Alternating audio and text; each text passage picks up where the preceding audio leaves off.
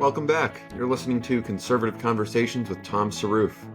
I am joined today by Rachel Fulton Brown, who's a professor of history at the University of Chicago, where she focuses on medieval history and, I'd say, medieval civilization. And she also runs or leads the Dragon Common Room, which is a group of people who are recovering the art of literary craftsmanship and great poetry. And she was a very fun guest to have, and we talk about the medieval world, the medieval mind, and then this project, the Dragon Common Room, and some of the things her and her posse are up to. So we hope you enjoy the episode. Join the best in the movement. It's Conservative Conversations with ISI, educating for liberty since 1953. Rachel Fulton Brown, welcome to Conservative Conversations. Thanks for joining me. Thank you for having me. I want to start. I was excited to have this opportunity to chat with you because you're a medievalist, and as I was just telling you before we started, at Boston College, and I've mentioned this before, there are no medievalists, at least not in the history department, at least not while I was there. And yes, you horrified me now. I wanted to look them up. I'll look at them up later. But you had the labyrinth, right? Don't you still have that labyrinth on campus? Yeah, we do. Labyrinth, yeah. So you should have medievalists. Hey there, listener. I wanted to take a quick moment to thank you for listening to Conservative Conversations. This podcast is a production of the Intercollegiate Studies Institute, and our mission here at ISI is educating for liberty. If you'd like to join us in fulfilling our mission, consider helping us by rating and reviewing this podcast on Apple Podcasts, Spotify, or wherever you listen to help us reach more listeners like yourself. Now, back to the show. Like I said, we had Peter Kraft in philosophy, but I was a philosophy major into history, and in history it was there wasn't even really much ancient. That was all in the classics department, which kind of had some cross-pollination, but it was mostly modern and sort of post-colonial stuff, which it has value. But as far as the human story goes, big parts were missing for me at least, and I get the sense that that's not just true at BC, but true in many places. So I guess my opening question to you is, where have all the medievalists gone? Okay, so you're right about most American history departments in the United States, whatever, North America. We may include Canada one day. They tend to focus on the modern period, right, since the 18th, 19th century, and we've actually had that question in my own department, the University of Chicago, about what do we do with now? We call it pre-modern now, right? Because it's like not even early modern or Renaissance or Reformation, right? Medieval, ancient, it's like pre-modern. And one of our faculty a few years ago did a sort of systematic search of all of the history departments in the country and found, as you say, that that the field of history has turned into the field of the 19th and 20th century, and I guess the 21st century. As a medievalist, I'm never shocked anymore because what are we left to be shocked about? But it is telling because history as a discipline is obviously a 19th century construction, and it constructed itself, particularly in Europe, on the basis of finding the sort of ancient medieval past of the various nations. I think one of the things that's clearly been happening, it's happened in modern Europe. I mean, it's happened to some extent in my department. We don't even really have modern Europe much anymore. I think that we're losing a sense of the depth of history throughout, and sort of where have all the medievalists gone? I mean, the short answer is the Enlightenment used the Middle Ages as its foil, as its dark age, right? And I think the further we get into the darkness of modernity, the more it can't hold up that the Enlightenment is losing its luster. So it may be out of embarrassment, I'm not sure, but the original formulation in the Middle Ages was, of course, in the Anglophone world, the period between, I guess, Bede and the Reformation, right? It's like Bede was still the last good Christian in historiography because he wrote the history of the English church. And then between Bede and the Reformation, the church goes downhill. And so, of course, you have to get rid of that period. What's funny is it's not really the case in England, that, they still have a very robust, at least as far as I'm aware of, series of studies in early medieval and high medieval and late medieval. But in the United States, it's been a curious phenomenon. I mean, I can talk about it more generally in different contexts, but you're right that Boston College is not the only one to have lost that depth. Now, what other way, if you want to go even more provocatively, that's the American history sort of disciplinary system. I found recently online this it was a world population map, and it was showing centers of human population from AD 1, year 1 into the present. Not every place in the world has ancient history or medieval history. They have people, presumably, but we don't have robust historical records from those periods. And so, obviously it's a phenomenon of we can't have Eurocentrism anymore, but it means that we don't study India or China either. So, where is the long history of the human human experience? It's going to be in particular regions, and one of those was medieval Europe.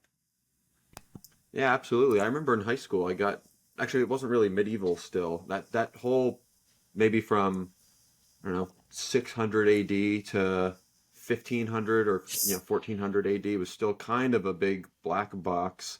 But we did get some good ancient civilization that I always found very interesting.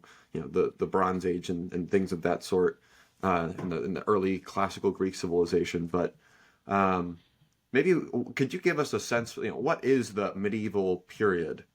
Maybe some dates or some bookends of like historical happenings that mark out that period. Well, I've defined it already. It's what the Enlightenment considered the Catholic.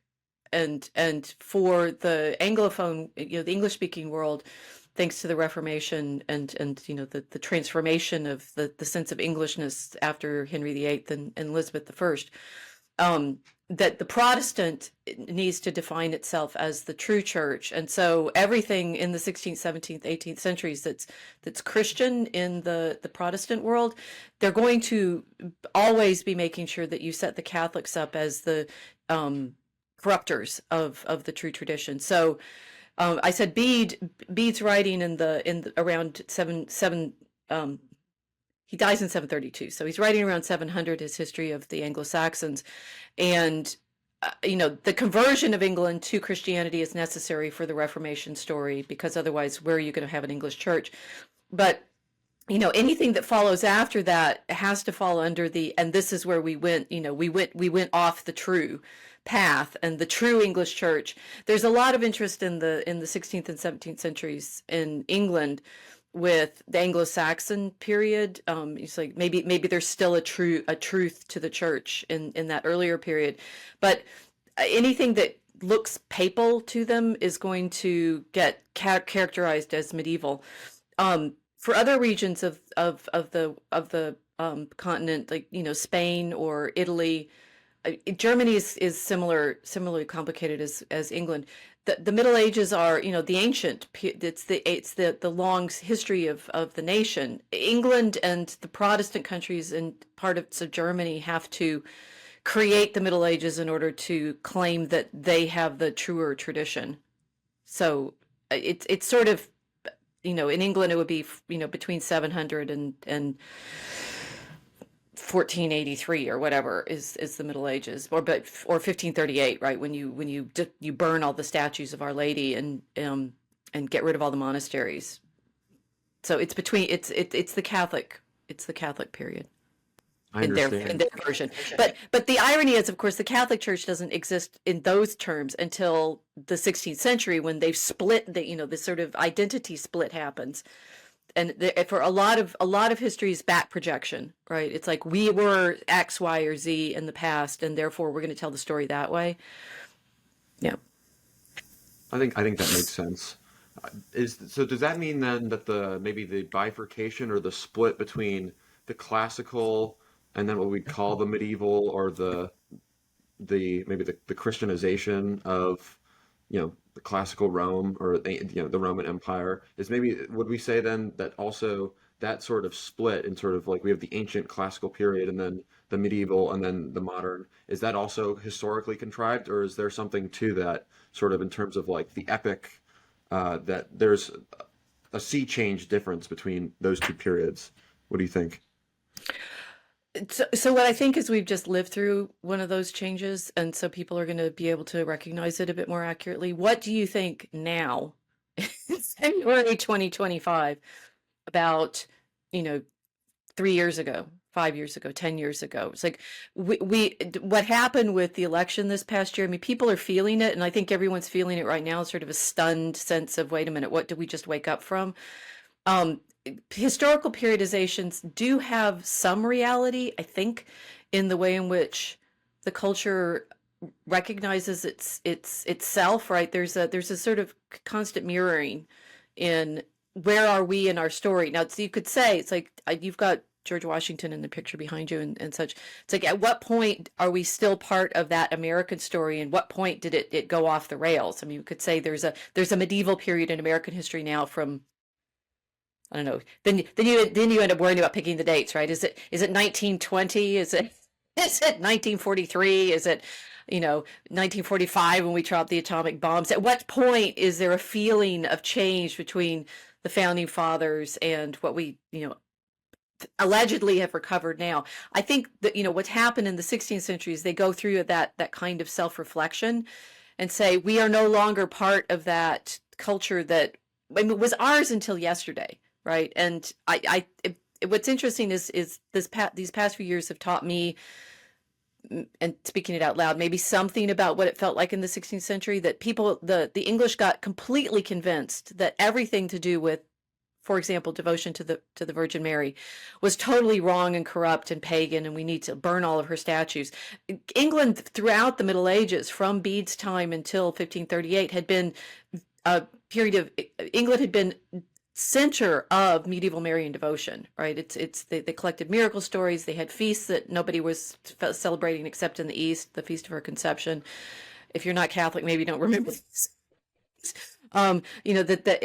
England considered itself Mary's dowry, right? And then to have a sea change suddenly, when no, we're not going to have any of that. That's all corrupt. We're going to throw it all out. It's a similar feeling, I think, to what we've just lived through in the present, of that was a delusion, and so you end up with those periodizations because of that. The Enlightenment, created one of those, because the Revolution, and then our Revolution and the French Revolution both create these epistemic breaks, right? That you feel we are no longer part of that same culture. Now, of course, if you go back through, and as historians do, you find out the story doesn't make sense if you just cut the middles out. So you have to understand how the culture ended up identifying certain themes and patterns and stories as creating its identity, and then they shift. So I do believe we've just witnessed one, and they're wild, because when you study them as historians, it becomes incredibly difficult to explain how anybody believed the previous story. I think people are already sitting around going now, right? It's like, how did we just believe all of the things that we believed 10 years ago? That they're nonsense. What are we thinking about, right?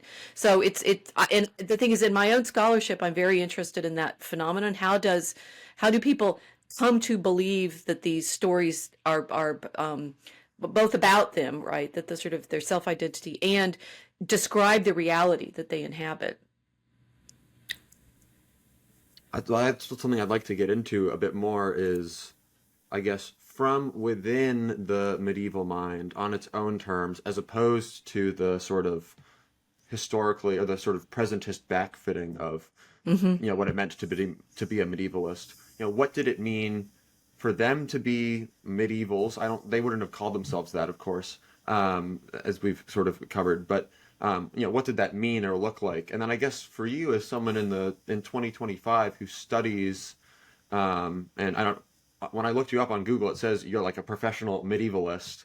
I don't know if you would call yourself a medievalist, but like, what does that mean for you as a student, or someone who is has the medieval mind alive within your own brain?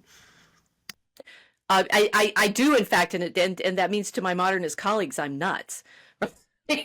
that the more you get into, I mean, it is true. So anthropology over the 19th and 20th centuries was all about trying to imagine yourself into the perspective of the other. If you do it too well, you will not be able to speak to the people around you because they will think you are insane. I mean, one of the strongest things that I've tried to show in my own scholarship on, I'm going to talk about Mary because it's my concrete example of what I've worked on, is the way in which the medieval image of Mary is in continuity with the ancient understanding of her, late antique, around, not just around the Council of Ephesus when she's declared Theotokos, but before that. But in my book, Mary and the Art of Prayer, I try to show that that the reason that she is there in the New Testament, there in the Gospels, is because the early Christians are thinking of not just Christ in terms of, the fulfillment of the prophecies that they have of the Lord returning to his temple, but Mary as herself that temple, right? So you have in, for example, the Gospel of Luke, the story of how she goes, having conceived our Lord, goes to visit Elizabeth, and Elizabeth says to her, what is it that the mother of my Lord should come to me? And there's all sorts of layers of imagery there of Mary as the ark. She's the ark of the covenant carrying the Lord.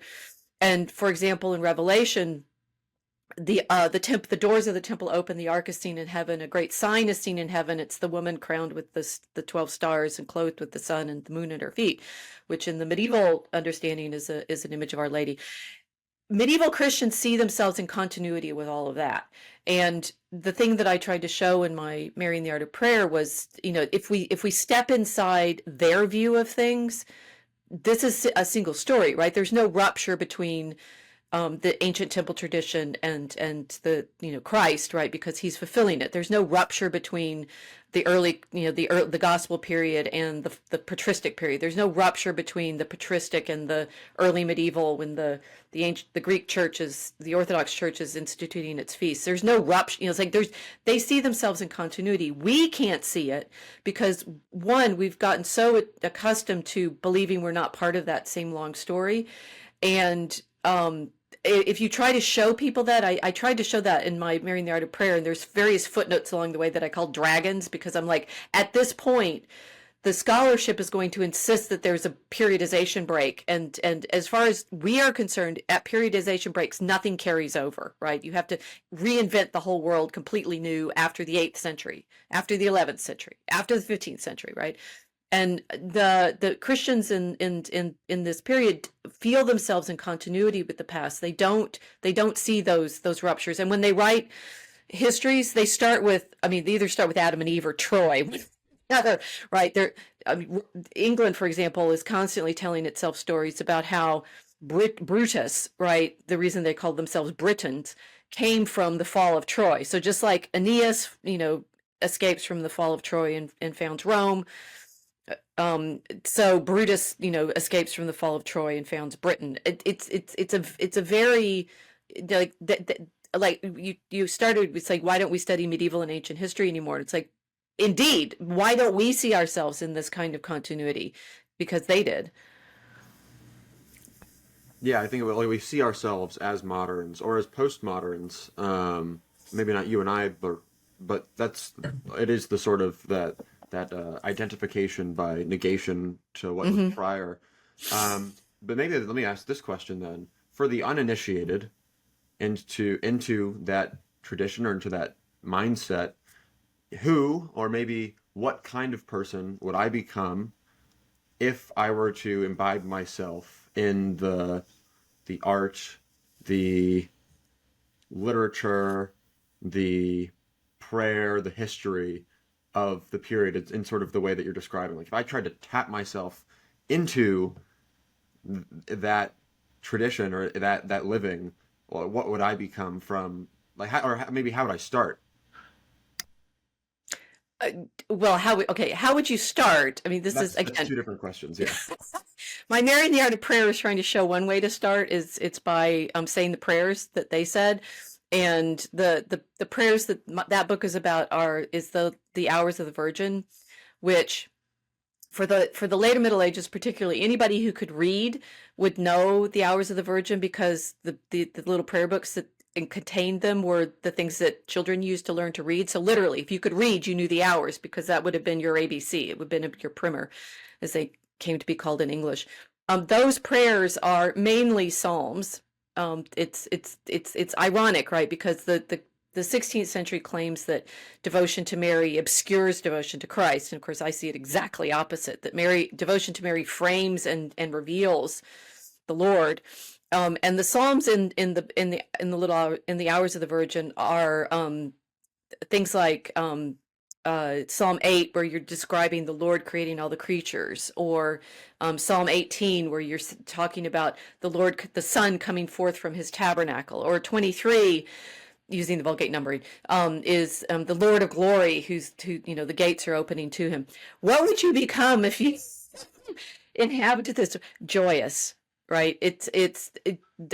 So I've spent this past year doing a series of papers on Franciscan devotion to Our Lady. And the Franciscans, if you think about St. Francis and his songs of the creatures, right? And he's singing to brother, sun, and, well, that's the Donovan version, brother, sun, and sister moon, right? But the Franciscans, they're craftsmen, because like Francis, he's the son of a textile merchant, right? And many of the men who become Franciscans in 13th century Florence are guildsmen, right? They're son of craftsmen. The Franciscans are their fathers. If they've become Franciscans, they're not engaged in those trades anymore themselves, but their fathers, and therefore they, as they were growing up as sons in those workshops, were the ones making all of the beautiful stuff, right? The textiles and the metalwork, and the beautiful glass windows that they're putting in their churches in the north. That if you inhabit that, you suddenly become aware of ourselves as inhabiting the creature that is creation. And so hopefully you burst out into song like St. Francis did, and praising the Lord who made us. You also become a scientist, because the Franciscans get very, very interested in optics and light, and Roger Bacon, not Francis Bacon. Roger Bacon, for example, describes the rainbow and things like that. So you become craftsmen and scientists, alive to the beauty of creation. That especially that last point is interesting. I was talking to someone yesterday, and I'm sure the episode will come out at some point very soon. But about Francis Bacon, so not Roger Bacon, but how Francis Bacon creates a conceptual revolution. So we might even use the same words, but now they mean something very different than what they had meant prior. And this is the sort of Baconian revolution. And then it gives light to, moving forward, scientific revolution and the Enlightenment. So I guess that's... The Francis Bacon is one of our bad guys in our poetry writing, because in the New Atlantis, he tries to create like a whole new mythology, right? But it's interesting because it's still grounded in the ancient tradition of the Solomonic temple, but it's going to be all of this new.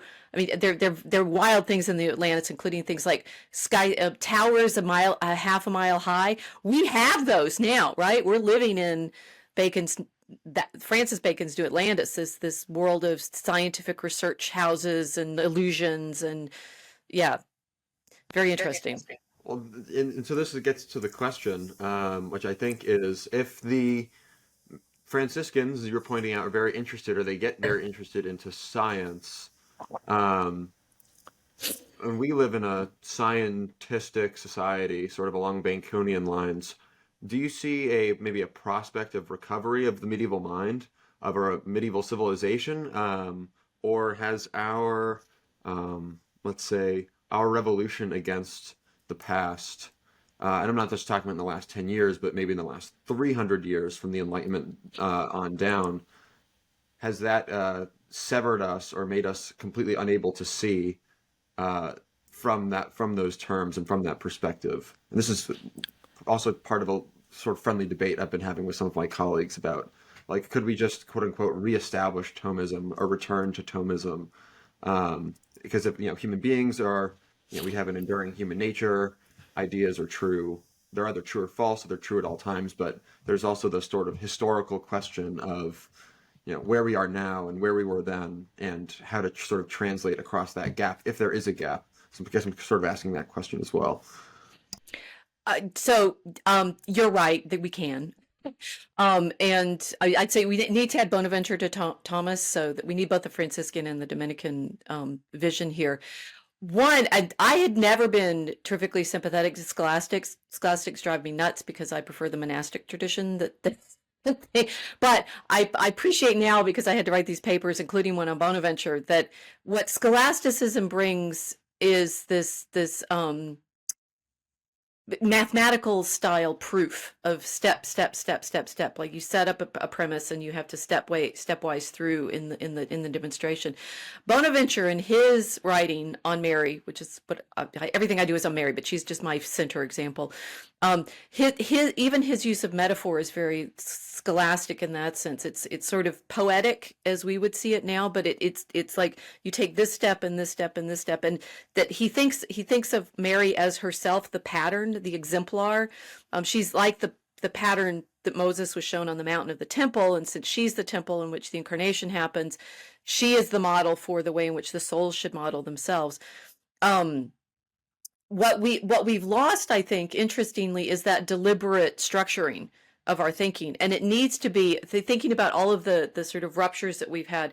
One of the massive ones has been between the mathematical arts and the verbal arts, right? We even now in our academy, we do these things like humanities and STEM, right? In the 13th century, and like the Franciscans, like Bonaventure, they're thinking both in terms of rhetoric and the beauty of words and metaphor and the sort of, powerful, beautiful expression, and in terms of number, right? In the Itinerarium, Bonaventure's Journey of the Mind into God, the numbers are the primary exemplars, the patterns that we need to be thinking with. So, in fact, to recover what we've lost, we need, simply to, not simply, but, recover the structuring of our understanding according to the ancient disciplines. There was another question you had in there, but I've forgotten what it was. I think you answered it. I think you, I was just asking, I guess, the prospects of recovery, but yes, but sort of recognizing this. I study a lot of Tolkien, right? And I think Tolkien and Lewis Tolkien was Catholic, Lewis was Anglican, but Tolkien understood the desire for being inside these stories. And right, that was it. That you're saying, have we lost it? Are we permanently trapped in this mechanistic scientific understanding?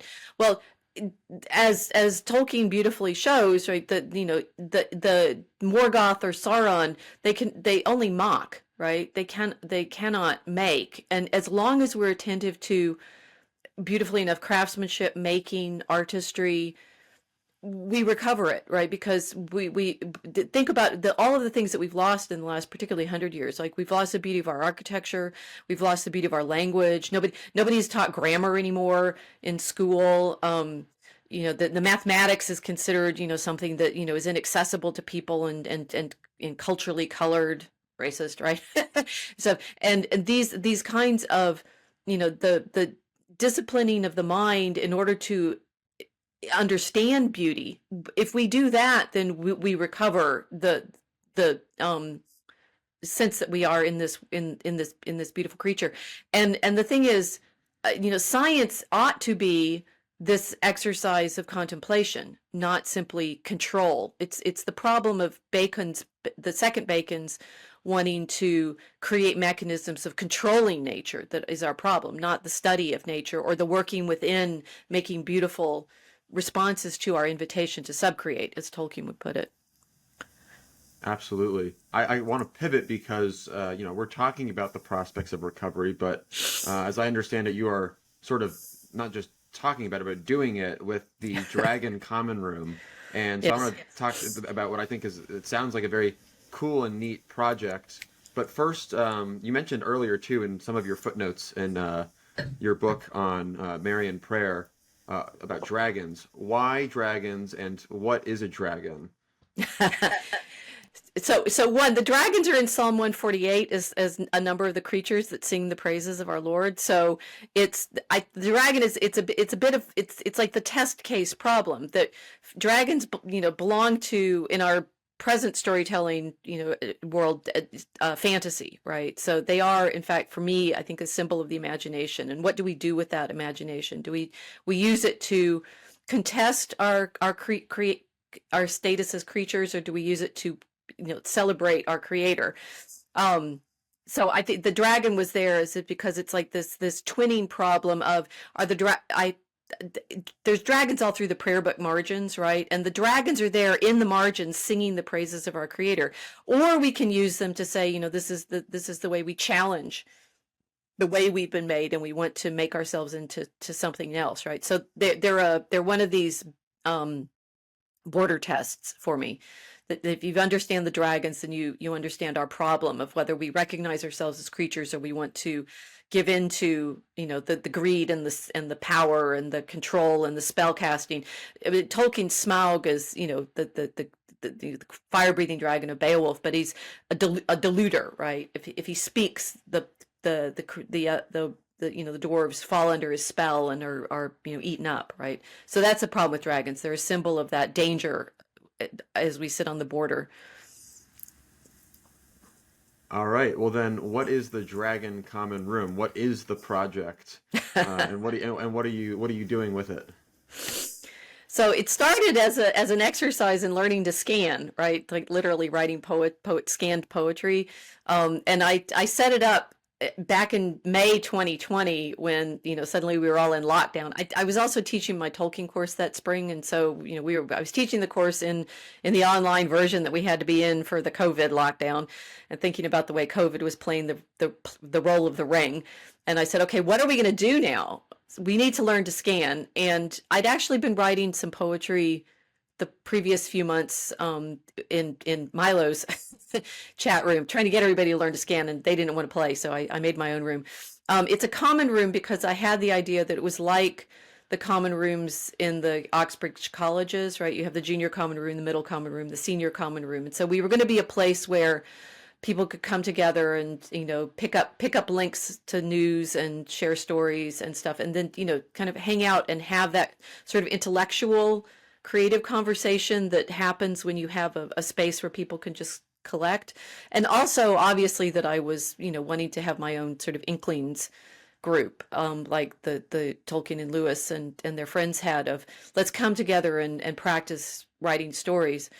That summer in summer 2020, I said, okay, so we're gonna learn to write iambic pentameter. Let's read some Alexander Pope. Alexander Pope is famous for the lines, "A little learning is a dangerous thing. Drink deep or taste not the Pyrean spring," right? So we started reading some Alexander Pope, and then found that Alexander Pope wrote a satirical poem about how boring journalists were in his day in the early 18th century, which is hilarious. And so I said, let's write our own Dunciad, right? Our own account of the sort of satirical write our own satire of the moment. That we ended up writing as centrism games, right? That they go on the characters end up in a contest to serve Fama, the goddess Fama, and have contests to prove themselves worthy of her. That is all like based off of Alexander Pope's Dunciad, because the goddess Dullness sets games for the journalists to play. It's actually, centrism games is our anti-abortion poem, so it's like it had an edge to it too. And after we published that, I said, well, gee, we've kind of, I'd created a group that was able to scan, and so we said, what shall we do next? And we were a little sad about having spent several months thinking about abortion. So we said we need to write a poem for children. So our next poem was a Grail quest, an animal story Grail quest for children called Aurora Borealis, where the 4 bears set off from the North Pole, including a polar bear and 3 brown bears, set off from the North Pole to go to the south to find the source of the light, and they end up encountering this city of penguins who are celebrating the Lady Orca, but they don't know what the rituals mean, and adventure ensues, right? And the panda, the mystic, anyway. So we're sort of playing with the problem of like, what kind of Narnia story would we write? And that's our kind of Narnia story. Having finished that one, found an illustrator for it and published it as a picture book. We said, okay, fine, let's really do it. And the poem that we're working on now it's in 5 acts. We've finished the first one and published it. We finished the second one, and our artist is working on the pictures, and we've written the 3rd act. And okay, anyway, it's 5 acts, and it's basically based on Bacon's New Atlantis, in fact, right? It's a response to that spell casting that we'd felt ourselves under, right? COVID was a giant spell, right? It was this giant kind of propagandist, scientific, addictive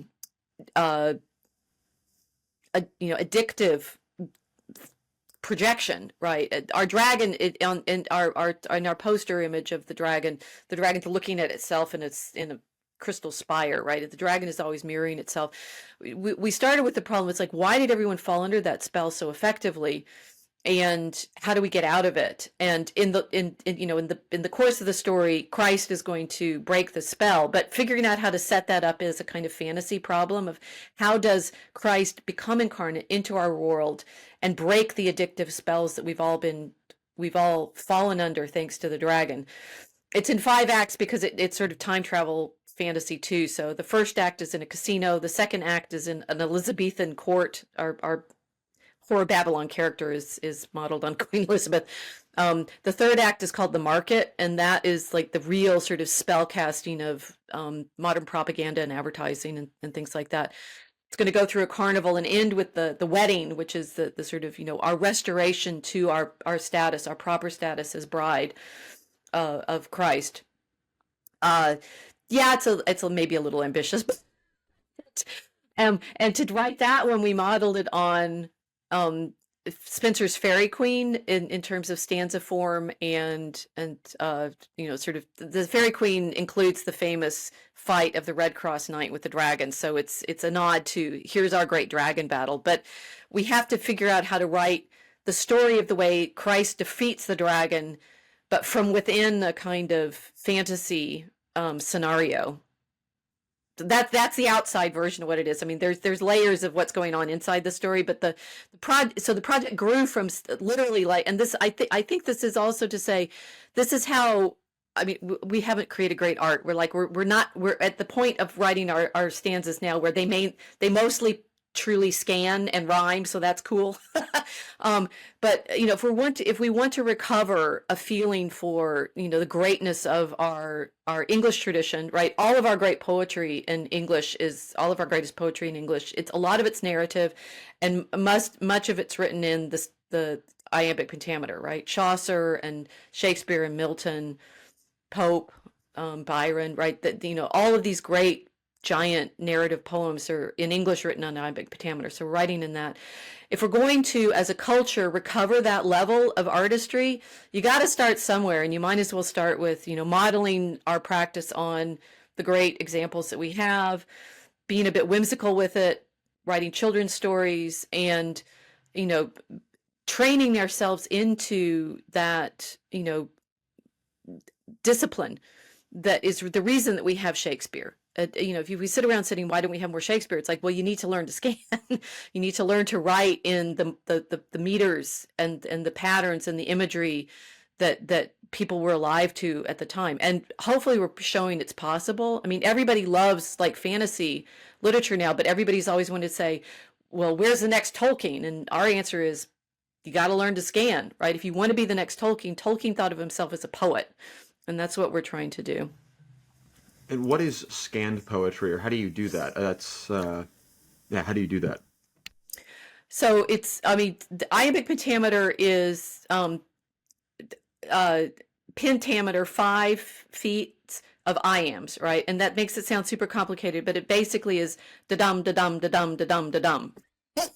It's your heartbeat, right? And there's ways in which English is actually a little tricky to write in iambs, because iambs feel more, they're grounded, I think, in the fact that, as I mentioned earlier, everybody learned to read in the Middle Ages in Latin, right? Because they're reading the prayer books, and the Latin, at least in the Jerome's translation of the Psalms, is very iambic, right? You get the da-dum, da-dum, da-dum, da-dum. When people started writing in the vernaculars in the 13th, 14th, and 15th centuries, they had sort of these base rhythms underneath their use of language. I think that's where the iambic pentameters come from. Although it's not my only my insight. Ernst Curtius's European literature in the Latin Middle Ages shows that the like underlying structure of the vernaculars is in their knowledge of Latin, right? So that's the iambic pentameter is in that meter. If you've read, I mean, truly, if anybody's studied Shakespeare, they already know the beats, right? I mean, a little learning is a dangerous thing. That's in straight iambic pentameter. You know it and you feel it. You just don't realize that you actually already know it. What's delightful about learning to write in it is it's like you set yourself this structure. The rhymes also help.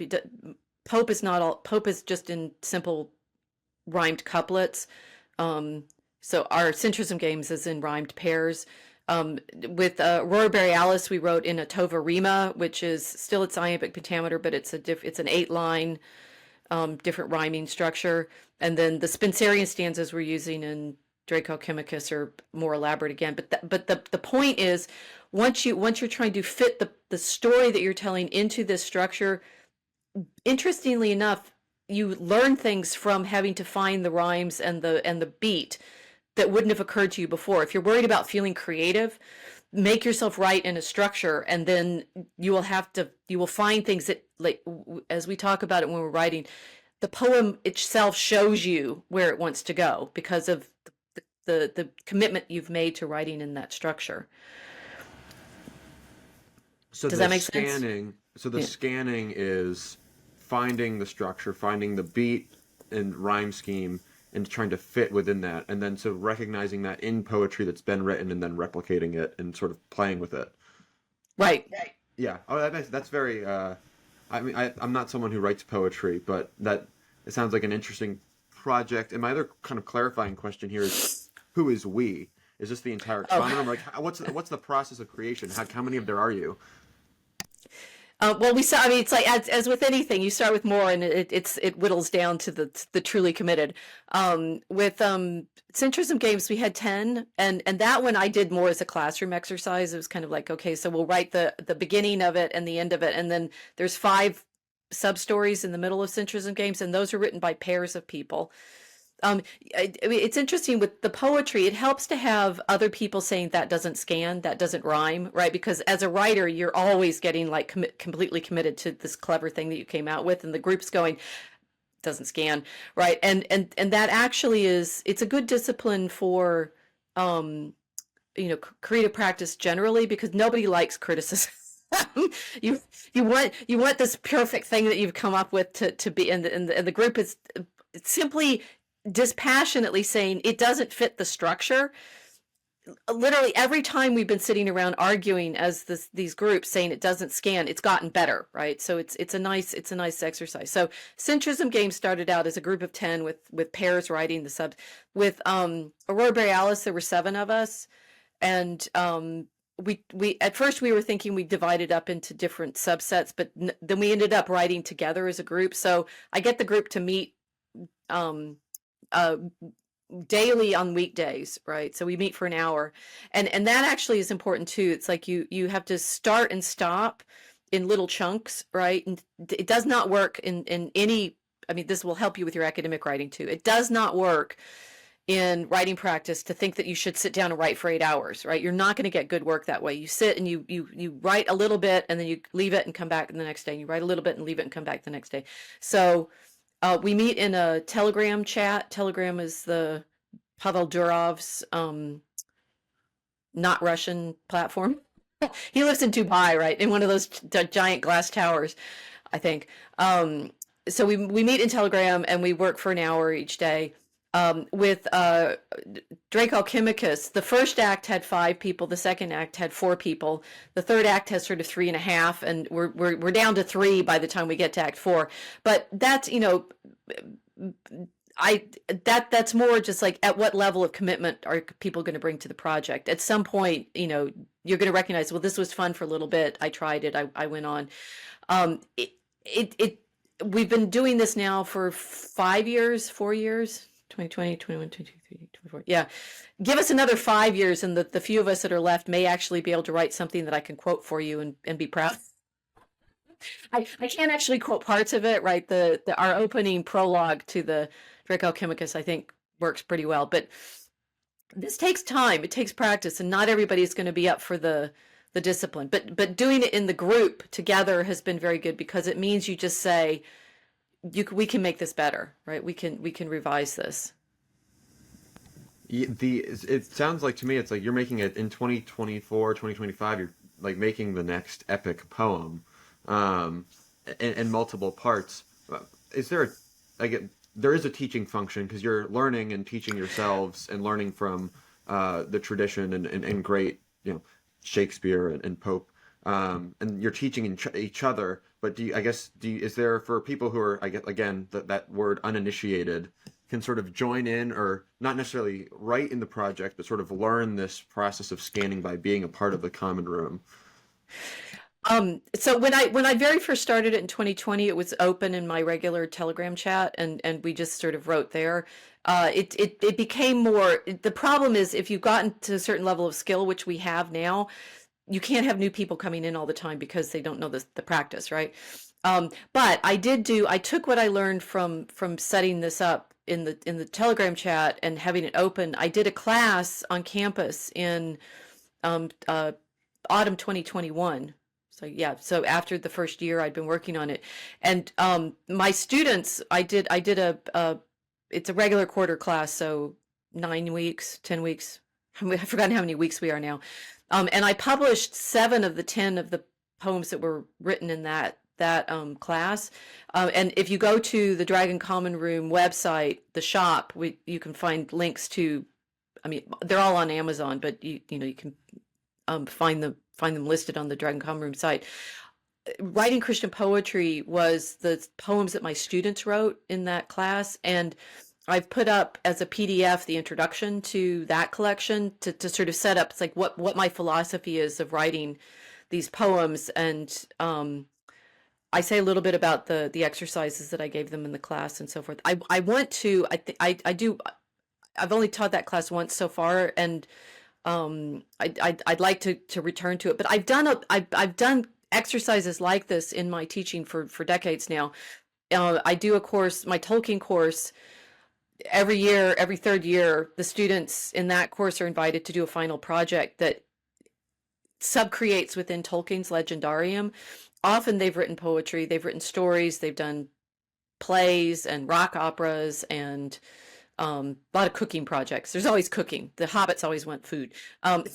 So I've actually thought in my teaching a lot about how do you set up practicum within the structure of the arts that we're working with. I also teach a course in the trivium, in the sort of medieval study of grammar, rhetoric, and logic, and I've done it once on the quadrivium too. So, on my syllabi, you can see a lot of ways in which I've tried to design school exercises so that people practice in these older forms. Yeah, so I'd be curious to know how people can get more involved. I know we're coming to the end of time, so actually let me save that question. That can be the last question. Before, one other question I was curious to hear about from you is, I know there's this sort of debate it's a friendly debate between Lewis and Tolkien about sort of the allegory versus the fairy story. And when we think about sort of Christian mythology or fantasy, fairy stories, allegories, I wonder what you think about how to write good Christian mythology, let's say, that is not sort of sentimental, or it's kind of like unchallenging and just gives you like warm, fuzzy feelings, or even sort of pining for a bygone era, sort of this, which that has value, but something that's like not challenging, Right. or maybe isn't also obvious, because C.S. Lewis's Narnia is wonderful, but it is like the allegories is maybe to adults more than children is a little bit more transparent. Do you have any Right. thoughts on that? Yes. How long? You said we're almost done, but that one will take me a while to answer. That One of the things we're doing in Draco Alchemicus is trying to write what's basically a psychomachia, a battle of the virtues and vices. And we've talked a lot in writing Draco Alchemicus about how do you achieve that, right? So that the characters are themselves real characters, but they may have, we may use things that say, at first we were going to have them be kind of actual vices like envy and pride and such like that. What they ended up being, spoiler alert, is planets. That the sub characters, there's Christ's character and the Eliza character, which is the Whore of Babylon character, and that's actually only telling you the top story. It's like there's layers of their relationship that we're working on too. But you end up with a set of the ensemble includes these other characters who are in fact the planets. And in this sense, they're the planets as they are in Lewis's space trilogy, right? Mars and Venus and Jupiter, Saturn. The planetary symbolism is also behind the scenes in Narnia, which Michael Ward's Planet Narnia book has shown beautifully. It's like Lewis was doing way more than he let on in Narnia, because he liked the sense of how do you understand the sort of personality atmospheres of the planets.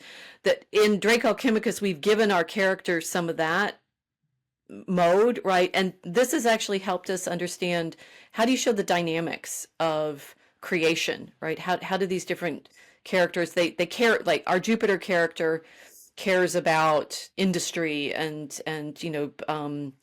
triumph, and you can therefore guess probably who we modeled him on. And that he is going to have a certain kind of relationship with Venus, who's going to have a certain kind of relationship with Mars or Mercury, and so forth.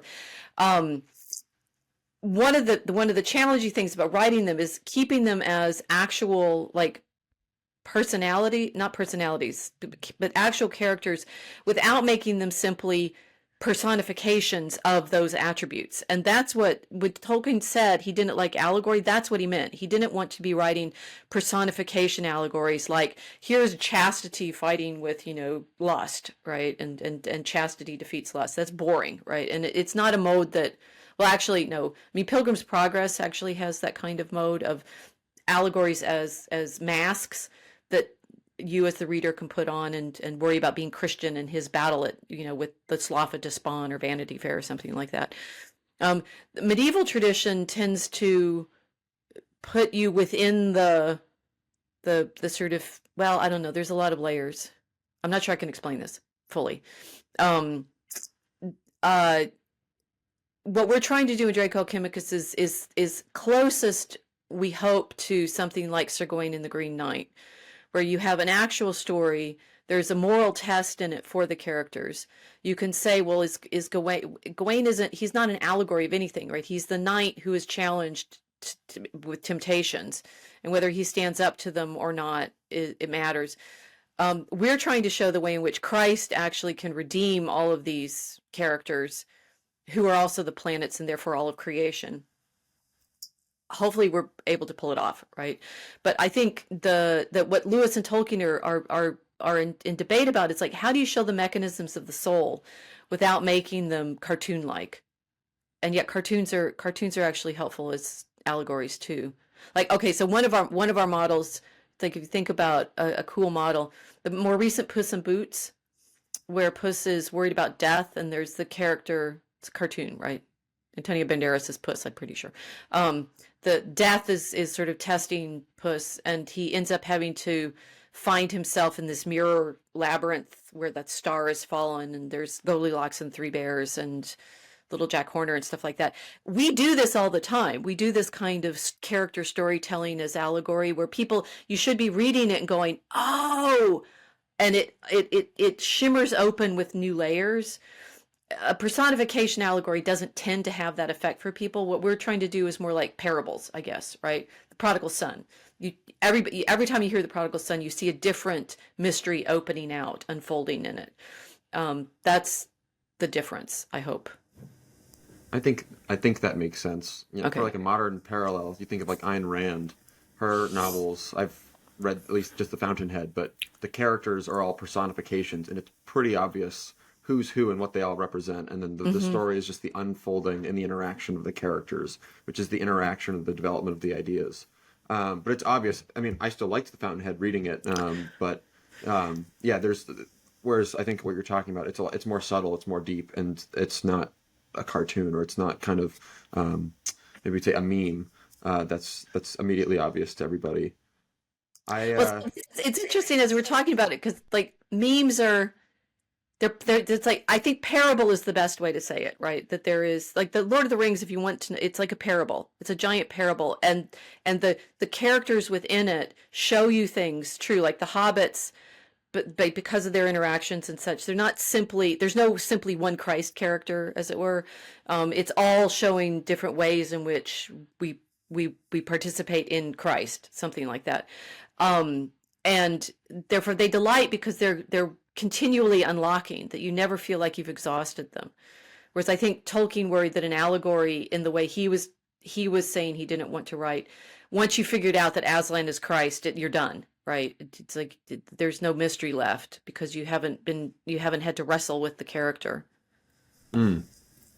Well, we are out of time, or close to out of time. So if people want to follow more of your work, they can go to the Dragon Common Room, and you have a wonderful website. But I guess the question here would be, if people want to be more involved or keep up to date on the Dragon Common Room, what would you recommend that they do?